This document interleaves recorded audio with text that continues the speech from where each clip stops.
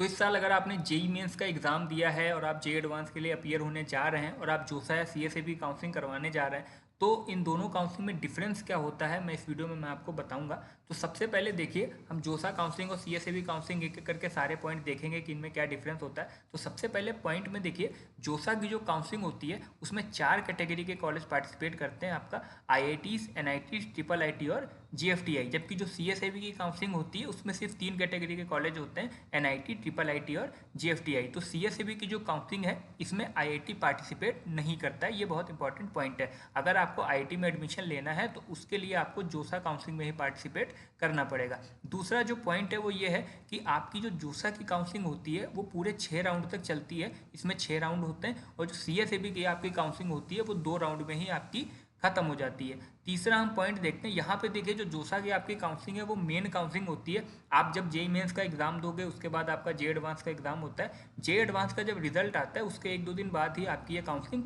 शुरू हो जाती है, और यहाँ पे बिल्कुल नए तरीके से फ्रेश अलॉटमेंट होते हैं आपके आईटी, एनआईटी, ट्रिपल आईटी और जीएफटीआई में। जबकि जो सीएसएबी की काउंसलिंग होती है वो जो जोसा काउंसलिंग में सीटें बची हुई होती है, मतलब जो वैकेंट सीट रह जाती हैं जोसा काउंसलिंग में, उनके लिए सीएसएबी काउंसलिंग कराई जाती है, और यहाँ पे एनआईटी, ट्रिपल आईटी और जीएफटीआई में बची हुई सीटों में आप एडमिशन ले सकते हैं। नेक्स्ट जो हमारा पॉइंट है वो ये है कि जेई एडवांस में और जेई मेंस की जो रैंक है आपकी उसमें जोसा काउंसलिंग में आपको एडमिशन मिलता है, जबकि जो आपकी सीएसएबी है उसमें केवल आपकी जेई मेंस की जो रैंक है वही कंसीडर करी जाती है, क्योंकि यहाँ पे आईआईटी पार्टिसिपेट नहीं करते हैं तो आपकी जेई एडवांस की रैंक कंसीडर नहीं करी जाती है। अब देखिए, अगर ये दोनों काउंसलिंग में आपको डाउट है डिटेल में कैसे होती है, प्रेफरेंस ऑर्डर वगैरह कैसे बनता है, तो आप इन दोनों काउंसलिंग में जो भी करवाना चाहते हैं उनके लिए आप हमारे एक्सपर्ट काउंसलर ले सकते हैं। स्क्रीन पे देखिए नंबर लिखा होगा, उस नंबर पे कॉल करके आप एक्सपर्ट काउंसलर के लिए बात कर सकते हैं।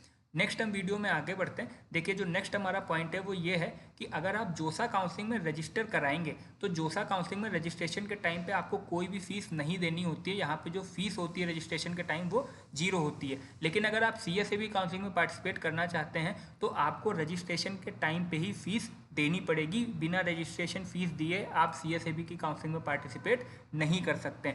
नेक्स्ट और लास्ट जो हमारा पॉइंट है वो ये है कि जोसा की जो काउंसलिंग होती है उसमें सरेंडर का ऑप्शन नहीं होता। सरेंडर का मतलब ये होता है कि किसी भी राउंड में अगर आपको कोई सीट अलॉट हुई है तो उस सीट को अगर आप सरेंडर करेंगे तो वो जो सीट है वो आपकी कैंसिल हो जाएगी और आगे के राउंड में आप पार्टिसिपेट कर सकते हैं। तो जोसा काउंसलिंग में ये ऑप्शन नहीं होता है, या तो आप उस सीट को लें या तो फिर आप उस सीट को कैंसिल करें। लेकिन सीएसएबी में आपका सरेंडर का ऑप्शन होता है। मान लीजिए पहले राउंड में अगर आपको कोई सीट मिलती है उसको आप सरेंडर कर दीजिए, जो सीट आपको मिली है वो सीट कैंसिल हो जाएगी, और आगे के राउंड में अगर उससे अच्छी सीट आपको मिलनी होगी तो वो अलॉट कर दी जाएगी। तो ये मेन डिफरेंस होते हैं सीएसएबी और जोसा काउंसलिंग में। ये दोनों मैंने आपको अच्छे से बता दिए। अगर आपको कोई डाउट है तो आप कमेंट सेक्शन में पूछ सकते हैं। वीडियो आपको अच्छा लगा हो तो चैनल को सब्सक्राइब करिए, वीडियो को लाइक करिए। मिलते हैं अब हम नेक्स्ट वीडियो में।